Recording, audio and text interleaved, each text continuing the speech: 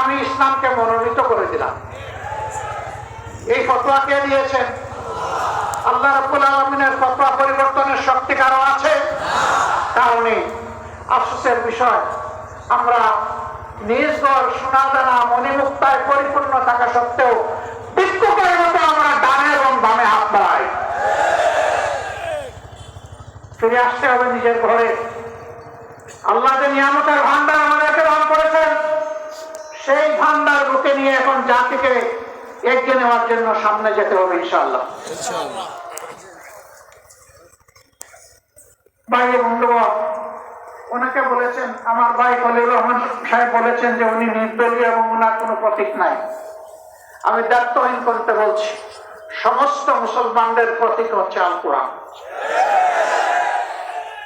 আমরা পরিচয়বিহীন নয়।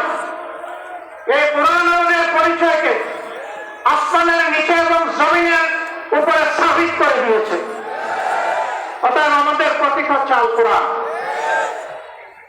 এই কোরআন নিয়ে বাঁচতে চাই, এই কোরআনের সাথে চলতে চাই, এই কোরআন বুকে নিয়ে দুনিয়া থেকে বিদায় নিতে চাই, এই কোরআন বুকে নিয়ে কিয়ামত তাহামুনি আল্লাহ রাব্বুল আলামিনের সামনে দাঁড়াতে চাই। কোরআনকে বাদ দিয়ে যা আসবে সামনে, মুসলমান হিসাবে আমার এবং আমাদের পক্ষে কবুল করা সম্ভব নয়।